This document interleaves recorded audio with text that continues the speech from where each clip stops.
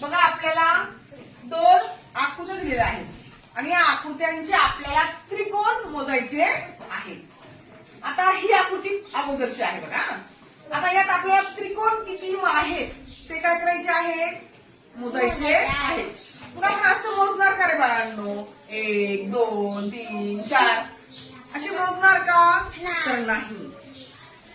दिलेल्या आकृतीमध्ये किती त्रिकोण आहेत हे कसं मोजायचं याची ट्रिक मी तुम्हाला आज सांगणार आहे। बघा अगोदर आपण नंबर देणार आहोत, 1 2 अगदी तिकडून करायचं 1 2। मग यात मोठी संख्या कोणती आहे? 2। मग आपल्याला 2 चा घन करायचा। काय करायचा? 2 चा घन। 2 चा घन म्हणजे 2 चा 3 वेळा गुणाकार।